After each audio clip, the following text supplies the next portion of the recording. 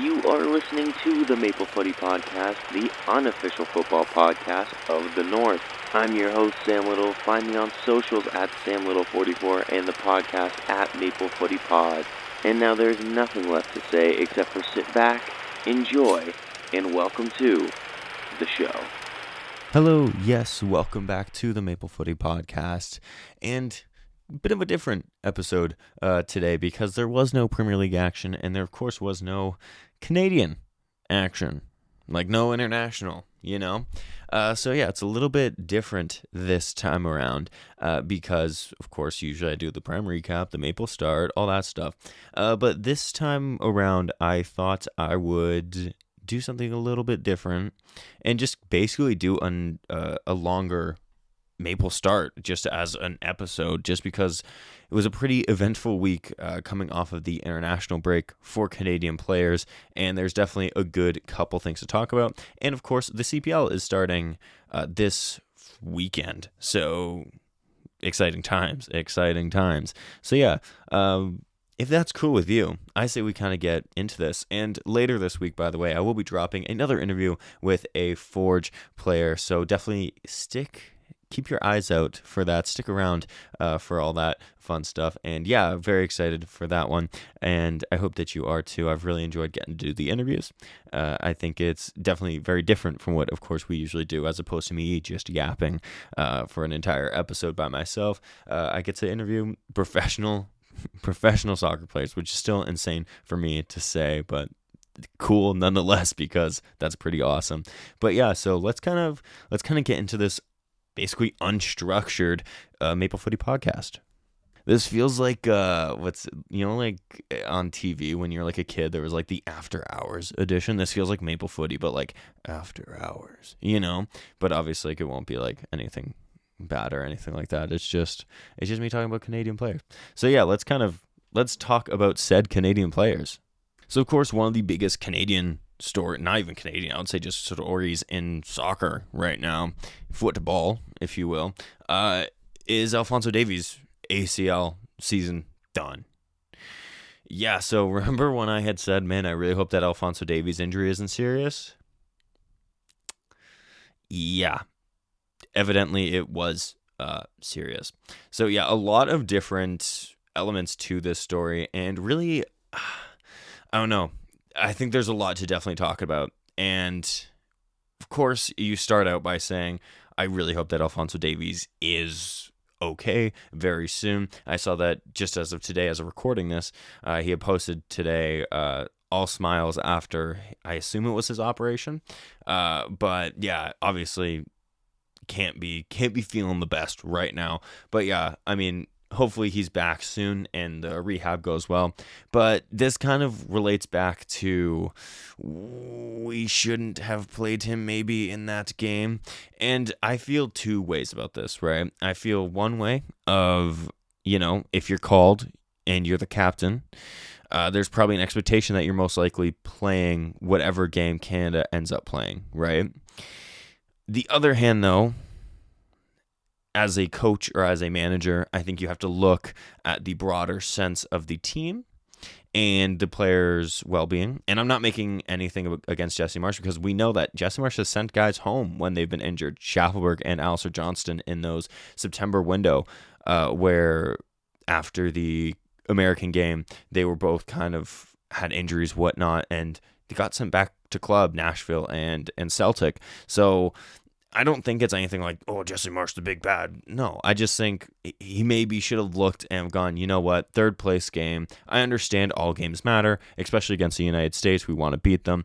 But you look at Alphonso Davies' season that he still has remaining, push for the Bundesliga, because that's still not wrapped up. Of course, it's looking like Bayern will most likely get it done. But still a good few games left for them to not get it done, and Davies has been crucial for them this season. Then, debatably, even bigger, a potential Champions League run there, and now you've kind of taken him out of that. And obviously, no one could know that Alphonso Davies was going to tear his ACL, right? And every player knows that there's always a chance when you step foot on the pitch that you will get injured. It's a part of the game, sadly. But I do think that maybe because I hate to be like this, but a guy of Alphonso Davies' stature and where his club is at right now, you kind of look and you go, maybe we sit him for this game. And like, I hate being like that because no man is bigger than the team. But I think as a coach, you also have to look and go, these guys also have games to worry about outside of this.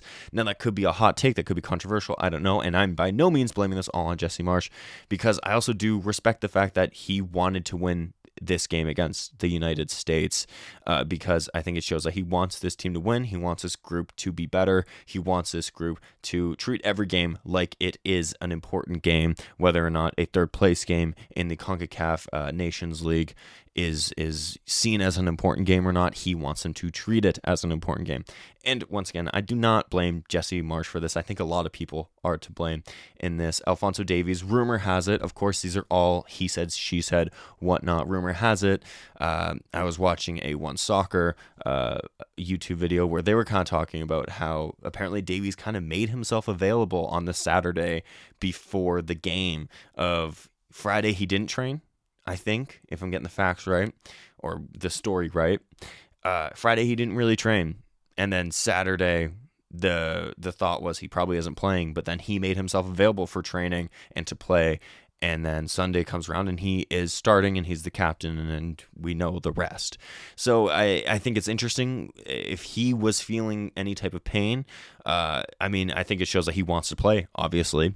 But once again, as a coach or medical staff, if you're not detecting anything wrong, how are you to know to pull him out from a game? You know what I mean? So I think that it's not really black and white. I think it's pretty gray, this one. And then, of course, the day or two after, his agent kind of comes out and makes some not nice statements against Canada Soccer. Canada Soccer then puts out a rebuttal, and once again, kind of basically just more finger pointing of like, these guys are at fault. No, we're not at fault. He's wrong. So it's kind of just all what you kind of, I guess, expect. I don't like when they take it public. I really don't. I think the agent is well within his rights to talk to Jesse Marsch, let his feelings be known about everything that's happening, so I do understand that. But you do that behind closed doors, I think. And I get it. Alphonso Davies is a worldwide superstar. So some of these things would get out to the press anyways, because that's the name of the game.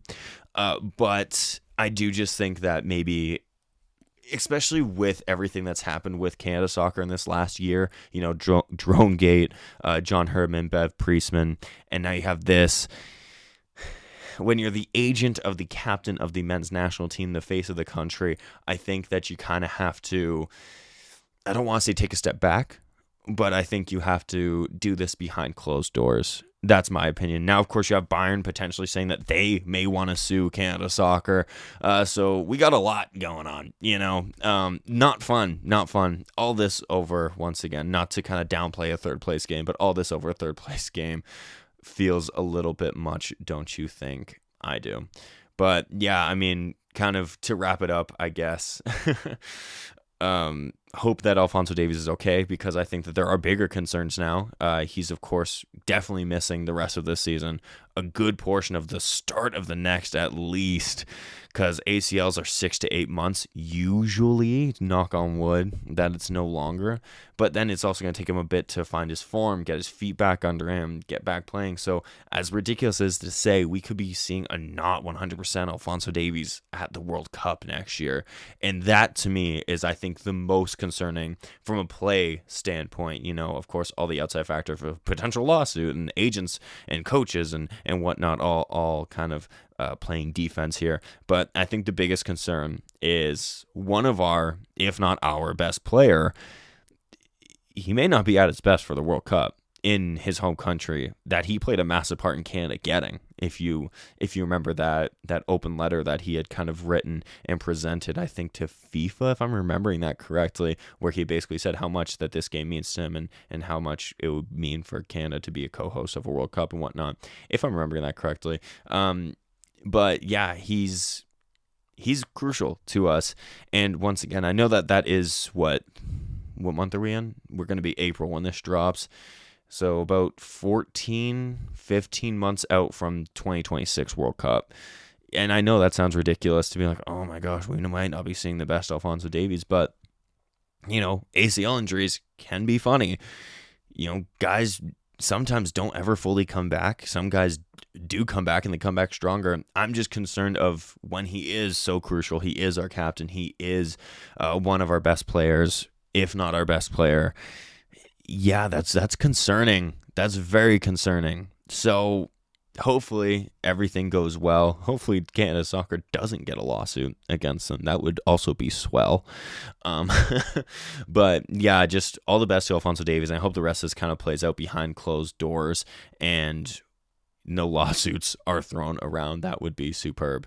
So we'll kind of move away from Alphonso Davies and kind of into another injury story. Nathan Saliba, the best Saliba in world football. MLS.com, I found this on because I was curious why he wasn't playing for Montreal. MLS.com, apparently he's done his ankle. I don't know how serious. It didn't say the severity. It didn't say how long he was going to be. I checked Montreal's socials, like Twitter and Instagram. I didn't see nothing. So hoping that it's not serious. I feel like if it potentially was super serious, maybe there would be something alluding to it, hopefully, not wanting to jinx it. I hope it's minor because he has started, while Montreal have started the season rather slowly, he has started the season off, I would say, very well. And I'm hoping to see him get capped for Canada again this year because he did at the end of last year. So I think it would be very great to see him capped again this year, as I've been pretty vocal, bring him to the Gold Cup, whatnot. So hopefully that ankle injury is nothing too serious, especially we don't want to be keeping out the best Canadian, the best Saliba in the world, not the best Canadian Saliba, the best Saliba in the world. So hopefully it is nothing too serious. Like I said, I dug a little bit and I couldn't find anything outside of that minor report from MLS.com. So yeah, that's what I got on that, but just wanted to kind of talk about that here. Some more injury news, as if we didn't have enough. Whitecaps midfielder Kubas went out injured. Looked like potentially they're reporting maybe a shoulder injury. Once again, haven't seen any updates on that since. So he went out in the TFC Whitecaps game, but don't worry, he's not the only one. Love injuries. Oh my gosh.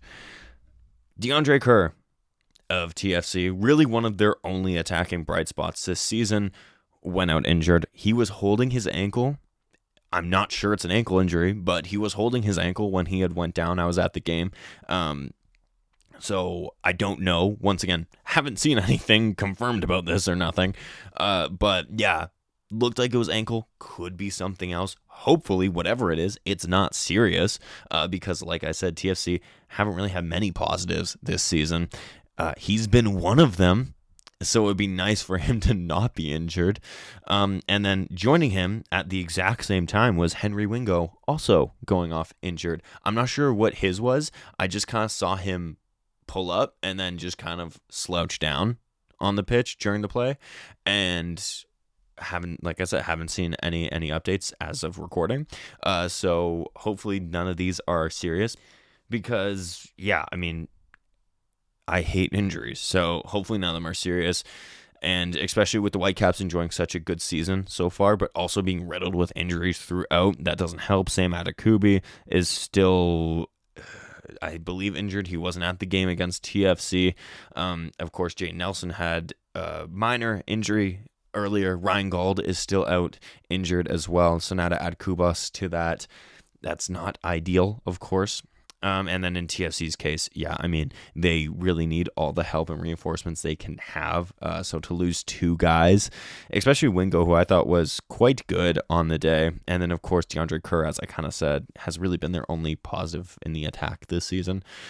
Yeah, it's not great, but maybe we can kind of turn this around and talk about a positive injury update because Hull City today had posted that Liam Millar on their Instagram, Liam Millar is on the grass. He looks like he's doing individual training, ball with a ball. So not just like, back on the grass, kind of like, running a little bit and whatnot. Like, no, he's got the ball and everything. Of course, he had suffered an ACL injury earlier this season back in October. It ruled him out for the rest of the season. Sadly, he was enjoying a great start to life in Hull, hoping that Hull can stay up over the next few weeks in the championship because they're currently battling relegation. So Liam Millar, obviously, we love Liam Millar. Maple Footy is the home of the Liam Millar Hive. And I do hope that Hull can stay out because I would like to see him have a proper season with them in the championship and maybe potentially help them get back to those promotion spots where they were last season. And of course, Liam Millar was pretty crucial for them because ever since he went out, it seemed like their form dipped. And I'm not saying Liam Millar is he's their best player. He's the one that was carrying them. No, but I think it does coincide with the fact that one of their more involved players gets injured and goes out for the rest of the season, and then their form kind of tanks. They're pretty up and down when Liam Millar was in the team, but they've been mainly down since he left. So yeah, hoping that they can stay up so that healed Liam Millar can come in and actually get a proper run in the championship with Hull, of course, because it was a very good move, I thought, at the time when he made it. Team like Hull was battling for promotion last year, and Preston, who Liam Millar was with beforehand, was kind of just mid-ish table in championship. So it felt like a natural step up to kind of go to a team that was fighting for promotion. Now, of course, with how this season has went, that has not been the case, but maybe next season they can get back to those promotion battles if they do stay up, because they do still have to stay up. They are not mathematically safe. So yeah, that's how I feel about that. I'm just very happy that Liam Millar looks like he's progressing well in his road to recovery. And of course, we are the Liam Millar Hive, the home of the Liam Millar Hive here on Maple Footy. So yeah, definitely very happy when I saw that on Instagram today. Moving into just some stats from the weekend and some guys that picked up some vital moments, you could say. Junior Hoylett scored a beautiful Hoylett-esque goal, the type that you would kind of come to know and appreciate from Junior Hoylett. For Hibs, he also grabbed an assist against St. Johnston en route to a 3-0 win. So that's not too bad. Let's see where they are in the table. I say that's not too bad. That's very good. I love Junior Hoylett, and I think that kind of shows us what Canada potentially was missing without Junior Hoylett in the squad, but I digress. So yeah, Hibs are actually third place right now in a Europa League qualification spot, so that'd be pretty cool if they did get that. Would love to see Junior Hoylett rocking in Europe, because why not? Of course, they're only 1 point up on Junior Hoylett's former club, Aberdeen, so I'm sure that is... I'm sure that may not be ideal if he gets bested by his former club, but hopefully not. Hopefully we see Hoylett and Hibs in the Europa League next season. Another player in the Scottish Premiership that got a stat, Harry Payton, brother of Ben Payton, who I just did the podcast with. Harry Payton grabbed an assist for Motherwell. Of course, they lost on the day 4-1, but I do want to note that this goal was scored to make it 1-0 within the first 5 minutes for Motherwell, and it was a beautiful cross-in by Harry Payton. So that is a positive. We'll just act like the game ended after that, and we won't discuss the rest of it. Wrapping up our Canadian boys in Scotland, Alistair Johnston, whilst he did not record like a goal or an assist or anything, he did in fact keep a clean sheet for Celtic against Hearts, where they won 3-0. So Celtic looking en route to another premiership, and Alistair Johnston, that trophy cabinet is getting a little bit full there, don't you think, man? But yeah, no, we love it. We absolutely love that Alistair Johnston is getting these accolades, because he is all that and then some and better. So yes, let's move away from Scotland though, as much as I do love Scotland. Let's move away from them because in Belgium, Promise David grabbed another goal.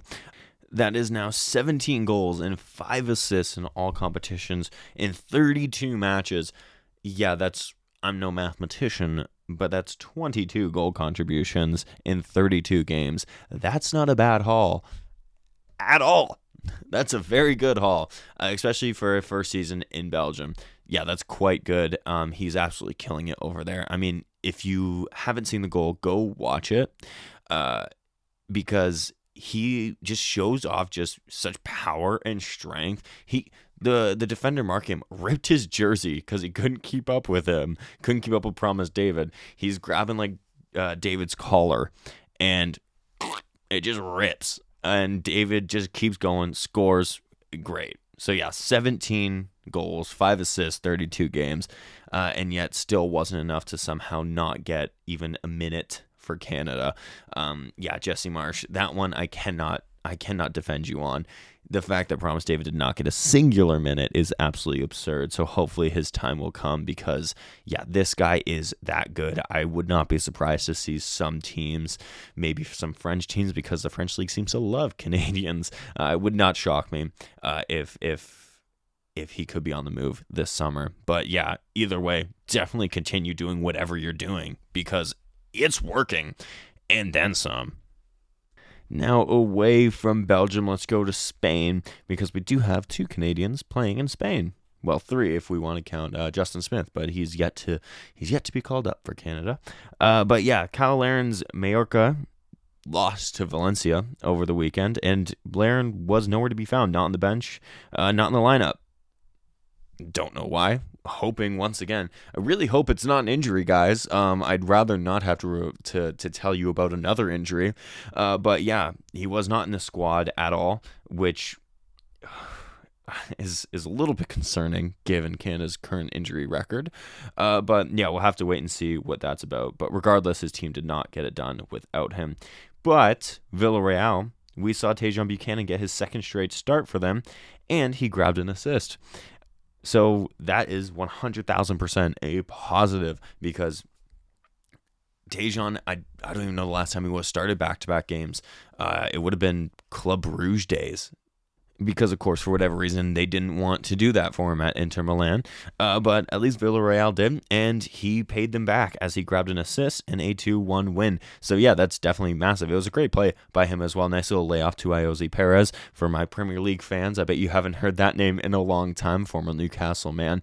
But, yeah, Tajon Buchanan, very happy to see him grab an assist. That's his first goal contribution in all competitions this season. So, hopefully the first of a few more to come as the season kind of starts to wind down a little bit. Currently, let's see where they are in the table right now, actually, real quick. Let's see what Villarreal. They're 5th right now, en route to potentially Europa League qualification, but Real Betis is right behind them just on goal difference alone.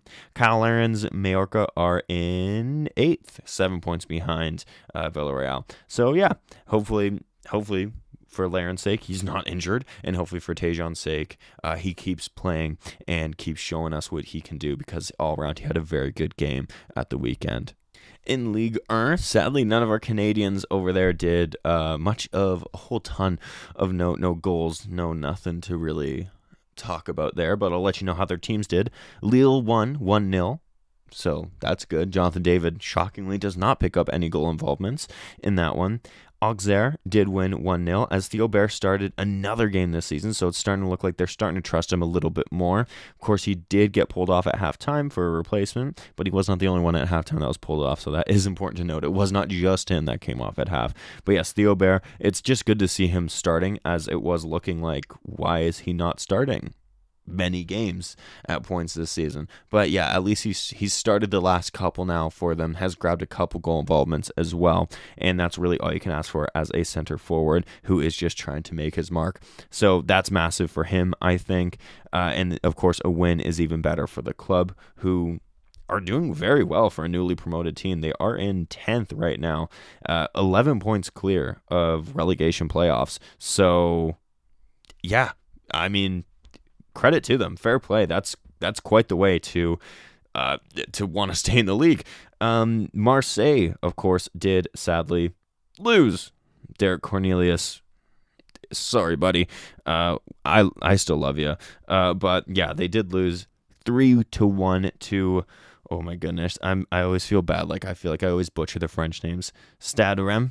I'm so sorry if I butcher that and you're French and you're listening to this. French is not my strong point. But Derek Cornelius did go the full 90, if that's any consolation for us Canadian fans. Whilst he did lose, he at least played 90 minutes. Nice also lost 2-1 to Monaco.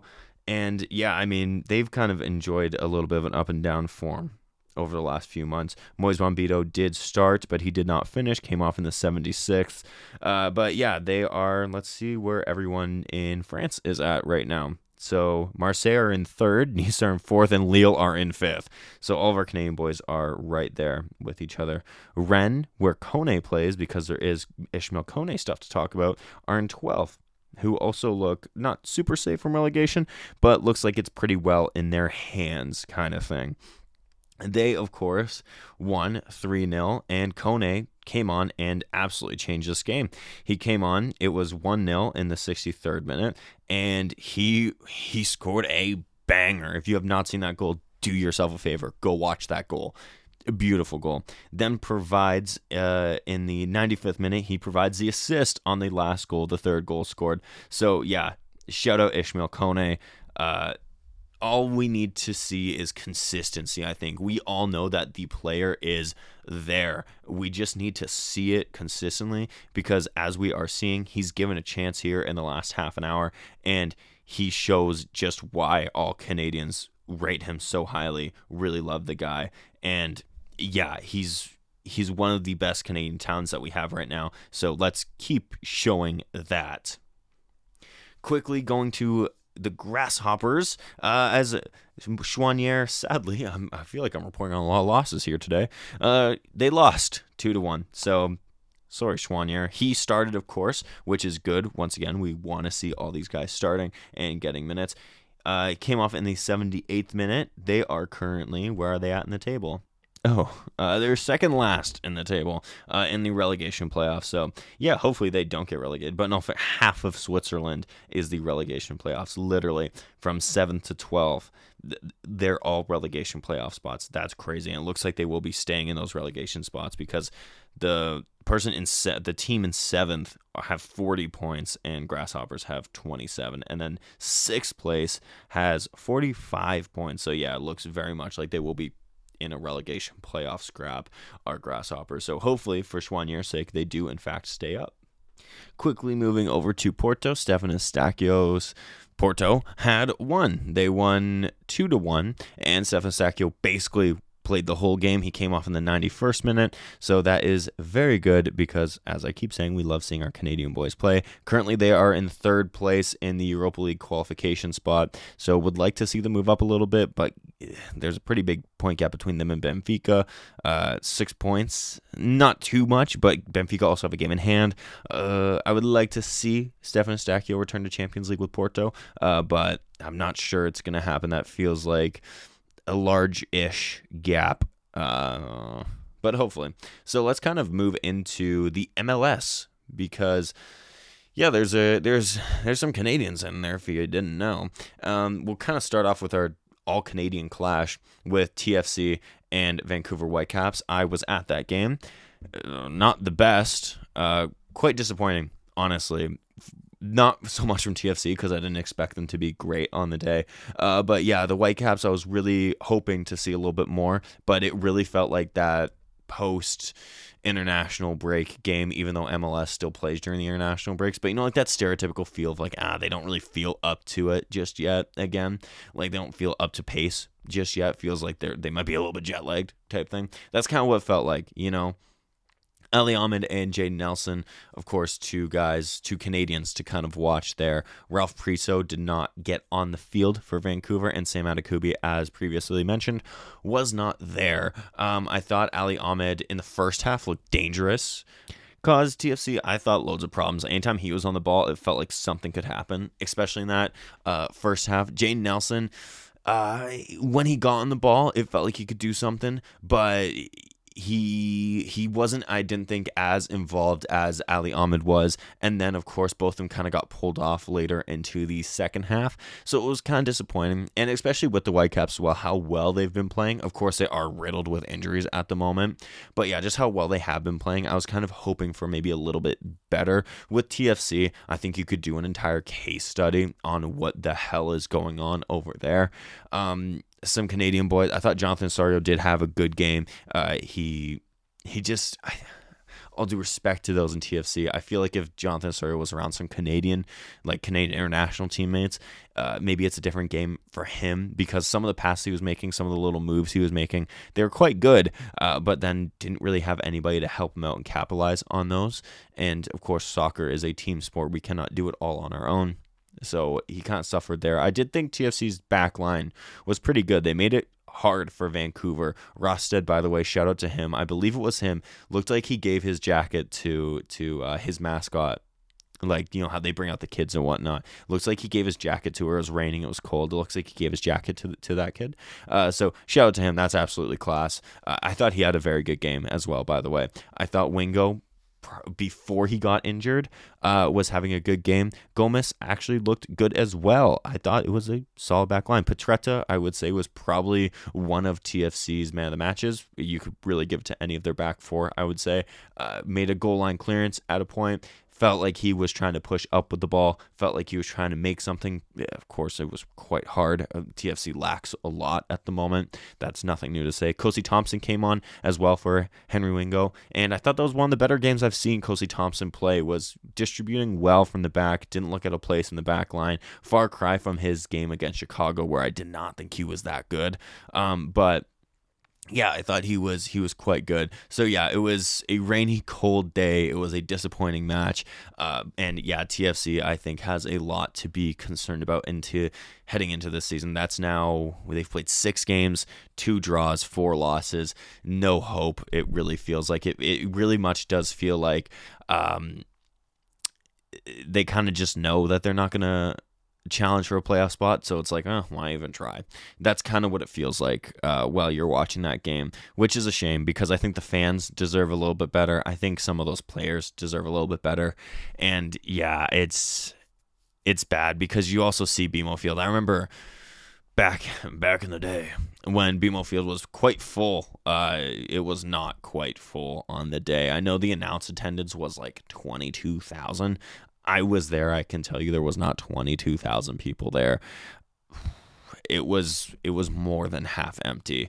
I have a video on my phone to kind of back me up on that, which is a shame, because TFC felt like they were building something real special, and now it just feels like they have to start all over again.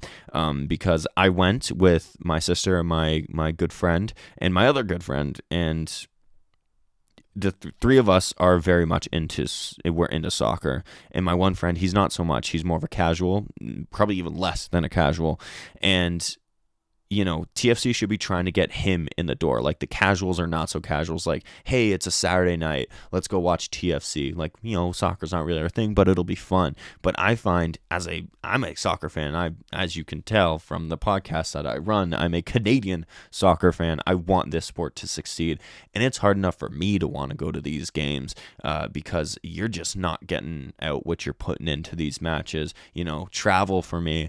Then of course, the ticket, being there and whatnot, and it's a lot to ask for a fan to come to watch you and have to watch that. And I understand, as a fan, you go through rough patches and whatnot, but coming off of the success that TFC had back in between the years of like 2015 to like 2020 ish, it felt like they could have built something, and they could have continued building on something, but instead, no, they've regressed to back before Javinko, Altidore, and Bradley had come to the club. It feels like now they have to plead with diehard soccer fans, diehard TFC fans to come to these games, and you know, when it should be, hey, let's get the casual to come see us. Let's get someone on their Saturday, Sunday, Friday night to come down and watch the Toronto FC game, because we want to help build this sport. But no, it feels like a very far cry from that, sadly. But let's move into the other Canadian team that played, of course, not a part of the Canadian clash, and that was Montreal. Sorry, I was just having a little bit of fun with that one. But yeah, Montreal, they drew Chicago Fire 1-1. Chicago Fire have been the Canadian killers this season, as they've beaten both Vancouver and TFC leading up to this game. But Montreal seemed to be a hill too high to climb. Luca Petrasso, former TFC player, of course, grabbed the assist for the goal for Montreal. So good to see him kind of getting some minutes in his legs. Samuel Piette as well got the start, which is also good. Waterman started, Sirois as well. So yeah, some Canadian talent on display there. Montreal going through similarly to TFC, only 2 points in their opening 6 games. They of course have sacked their coach, and fans are not pleased with the direction that the club is going in. One of the fan groups had posted a statement on Twitter, Instagram, social media, whatnot, about just basically how they're not pleased with what's going on, and how the head office just does not seem to understand what the fans want here. And it's quite the good read, so if you can seek it out, definitely go see it. I retweeted it at Maple Footy Pod. I retweeted it, so if you want to go check it out, definitely do so. It's not a long read, so yeah, definitely go check that out. But yeah, I think it kind of speaks to the state of, the fans feeling that the club is one thing, and then the owners feeling like the club is another thing, and they're kind of butting heads at the moment. But yeah, kind of away from the politics. At least some Canadian players got to play. Samuel Piette, I am a big fan of him. Sirois is a good goalkeeper. Joel Waterman is a solid center back. And yeah, Petrasso as well. I think he's solid as well. So yeah, it's good to see. At least they picked up a draw. Hopefully maybe they can now turn it around a little bit. But my hopes aren't super high for them. It doesn't seem like the fans are too confident, and that makes me feel like I probably shouldn't be too confident in them turning it around either. Now let's kind of take a look at the other teams that have some prominent Canadians on there. St. Louis City SC lost again to Austin, but Kyle Hebert did get his 6th consecutive start of the season. Our Canadian Azpilicueta, as I have coined, as I have been calling him, because he can do a job at left back, right back, and center back, and does a job very well in all aspects. Portland Timbers, of course, Kamal Miller, Pentemis, Zach McGraw, and Maxime Crepeau all play there. Pentemis had a big game as well, made a good few saves. Kamal Miller was pretty busy as well. Of course, they don't get the clean sheet because it was 3-1, but they do get the win, which I would say is the most important. But yeah, so very interesting to see as well. Pentemis getting the start over Crepeau, even though Crepeau is back from injury and international duty. It looks like they have stuck with Pentemis for the time being, so that could be a story to watch. Zach McGraw did not get minutes on the day, but Kamal Miller did play the whole 90, and in my opinion, one of the best Canadian center backs right now going. But hey, I don't get to choose the squad. Moving into Minnesota. They kept a clean sheet, so Dane St. Clair gets another clean sheet on the season, which is big. He did also pick up a yellow card on the season. Tani Oluwaseyi was the star of the show, though, however, as he picked up his 2nd brace of the season, and I believe that's back-to-back braces as well, because right before the international break, he grabbed a brace, and then went off to the international break, of course, grabbed a goal against the States, and then comes back and grabs a brace. So good to see that no matter what day it is, no matter how much that clock is ticking, the time is always Tanny time. Sorry, that was terrible. That was really bad.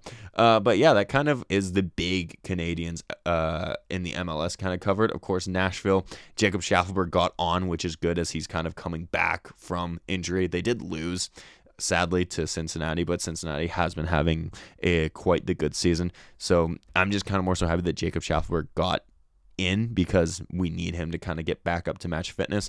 Columbus Crew, who have a Canadian with Jason Russell-Rowe, he did not score on the day, but he did start on the day. He beat Lucas McNaughton, who is on DC. Lucas McNaughton did not play, sadly. I feel like he did enough maybe to earn a couple minutes in this one, but sadly, he does not.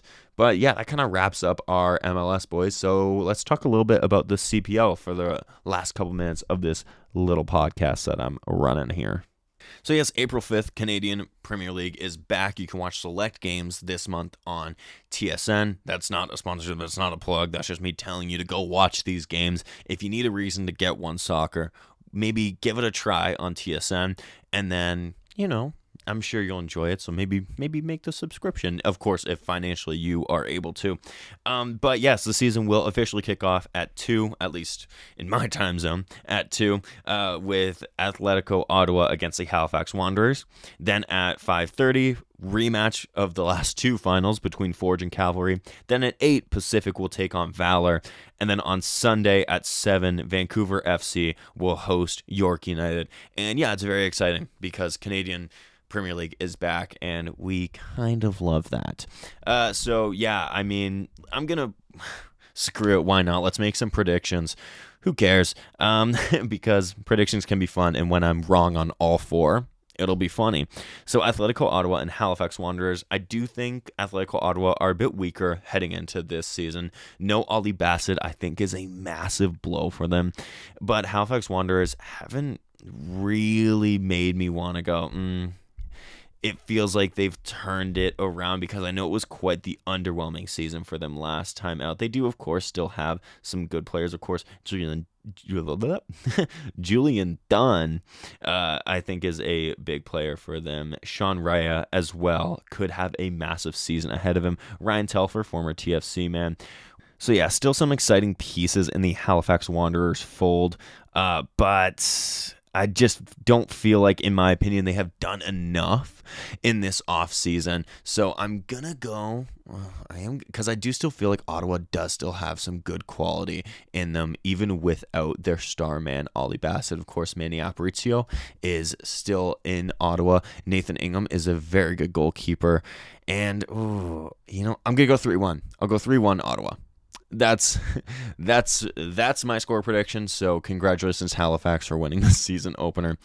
Forge FC versus Cavalry, still, in my opinion, probably the 2 best teams in the Canadian Premier League. We've seen it now multiple times over the last few years. Kalelet will be getting, I believe he'll be the number 1 going forward for this season. Kalungo is a good number 2 to have. Some good recruitment as well. Rama coming back, Nimick, Ben Payton, and then, of course, some younger guys as well, like Kato Lepauschuk and Maxime Fillion. Sorry, just had to big up the boys that have been on the podcast, But genuinely, I do think that they have a role to play in this. And then, of course, you have the Player of the Year, Brian Wright, coming in. Player of the Year, Tristan Borges back. Kyle Becker, Alessandro Jabrapor. It's quite the good team. I do think that on paper they are probably the best team in the CPL, so I would expect big things from them. They could genuinely be the first team to win the playoffs as well as just the regular season. I would like it being from Hamilton. But, obviously, just even that aside, I do just genuinely think they have a very good team. They have constructed quite the good team. Another team, though, is, of course, Cavalry, who have quite the good squad. They have kept hold for now of Tobias Warszewski. I would not be surprised if you see him leave.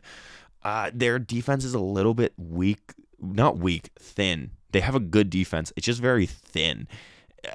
Which kind of concerns me. I think Charlie Trafford hanging up the boots is also a loss, because I felt like he still had games in his legs, but of course it can never fault a guy for going out on his own terms, so I do respect that. But yeah, I just feel like because he felt so crucial to Cavalry and their success, I think that's a blow to see him hang up the boots. Of course, all the best to him in his future endeavors. But yeah, I just think because he was such a massive part, it's going to be interesting to see how they replace him, because yeah, he had that veteran instinct about him, knew how to kind of get under an opponent's skin, but also contribute to the game. Like, he was a proper complete player. It wasn't just, he gets under your skin, but he's not going to do anything on the ball. Like, no, he's going to get under your skin, and you don't want him on the ball because he can do something. But yeah, so kind of back to the score prediction here. I feel like Forge will be coming into the season, I don't want to say with something to prove, but I think with a bit of a chip on their shoulder, having lost in the final last season. And then, of course, Cavalry, I feel like, are coming into the season going, we want another. I think it's going to be a very highly contested game, 2 very even teams. I'm going to go with the 2-2 draw here. Of course, hoping Forge gets the win. But yeah, I think I'm going to go with a 2-2 draw on this one, just because I feel like both teams are pretty even, and both teams have a lot to play for, especially in an opening match. Going into Pacific and Valor, 2 teams that kind of, I feel like, fly under the radar for the Canadian Premier League a little bit, at least the last couple seasons. Pacific, of course, having lost Gazdov, I think that's a big loss in between the sticks for them. And they have made some recruitment as well. And of course, Marco Bustos and Josh Hurd are two quite good players for them. But I just fear that maybe kind of suffering the same fate as some other teams. They just haven't gotten enough incoming to kind of make me go, this could be a season to watch them. And hey, I would love to be wrong. I want to see this league as competitive as possible. And I'm not writing them off out the gate either, though. But yeah, it just feels like maybe they haven't done potentially quite enough to be in talks of like they're challenging.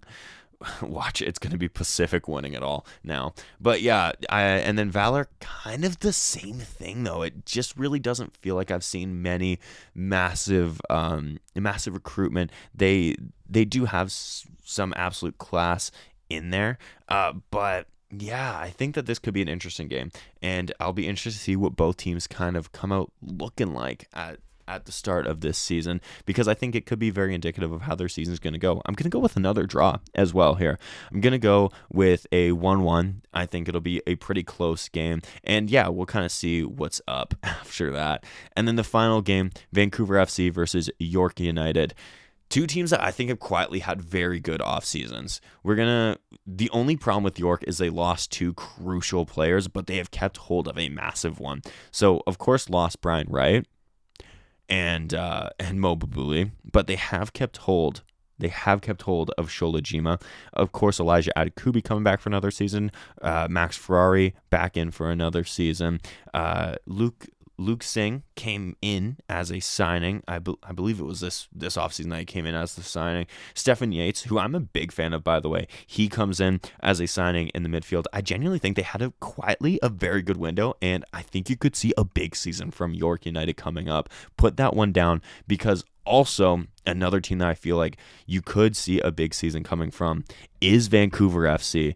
I don't know. I feel like they've made a lot of the right moves. So they've, in my opinion, made two massive signings in Terry Campbell and Dada Luke. I think those are two massive signings, and I think a lot of talk around Terry Campbell will be comeback season, and I think you will be seeing a comeback season. Of course, he was riddled with injury his last season at Forge, which is a shame to see him kind of go out like that, because I was a big Campbell fan, but I'm glad he's kind of going back home, going to play in Vancouver, and I think Dada Luke is also in for a very big season. And of course, Vancouver have produced some great youngsters as well that have gone off and will hopefully go smash it elsewhere as well. So Vancouver, I think you could see it's interesting to me because these two teams feel like the two teams that could have a very interesting season ahead of them, because they're not on many people's lips for like title contenders or nothing like that, but I genuinely think you could see both of these teams having a very good season.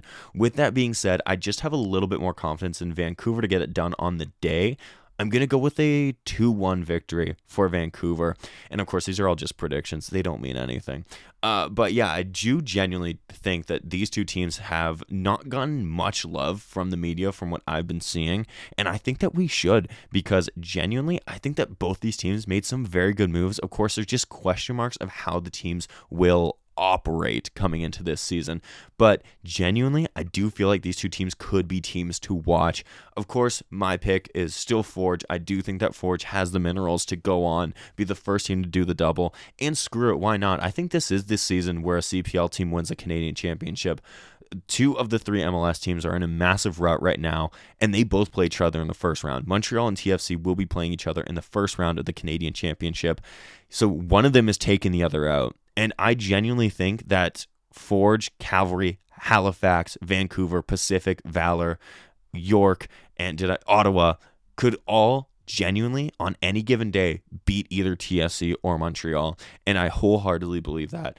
And then it comes down to, can a CPL team knock off Vancouver Whitecaps? Because the Whitecaps are quite good. I hope so. I would love to see this is the season that it happens. The closest we've had was Forge in 2020 when the game was played in 2022. That's the closest we've ever had to a team from the CPL winning the Canadian Championship. Took TFC all the way to penalties, and of course we know how the rest goes. But yeah, I genuinely think that this could be the year, so I'd love to see a CPL team do it. Of course, biasly, would love for it to be Forge, but just for the growth of the league, and I would just love to see it be any of them. Like I said, preferably Forge.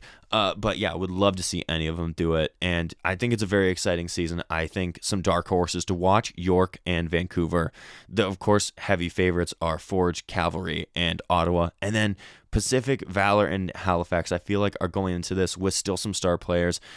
Valor and Pacific, I feel like have something to prove going into this one, as at least for me, because I've just written them off completely. I haven't written them off completely. Just said that they felt like the two teams where I can't see much coming from them this season, but would love to be wrong.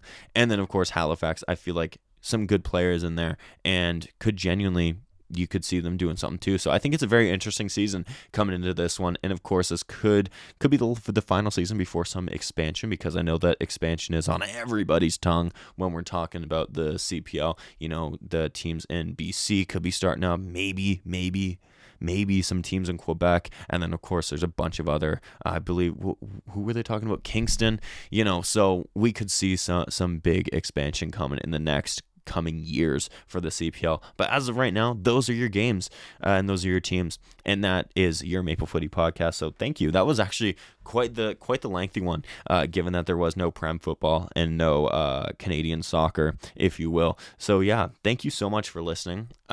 Do stick around for that interview dropping during this week. I think I've got it penciled in as a Thursday release, so hint, hint, maybe check here on Thursday. But yeah, outside of that, follow all the channels, Maple Footy Pod everywhere, Sam Little 44 everywhere. And yeah, just thank you so much. Watch the CPL. Watch it. I don't think you'll regret it. If you have a team in your general area, go watch their home opener, whether it's this weekend or next weekend or the weekend after, whenever their home opener is. Maybe if you can, of course. I would highly recommend going to watch that. But yeah, outside of that, thank you so much for listening. I do seriously appreciate it. And yeah, I hope you enjoyed it. So until next time, cheers, everyone. And that was your Maple Footy podcast. Thank you so much for listening. Check my socials for any and all future updates. Remember to support Canadian football, be kind, and until next time, live, laugh, little.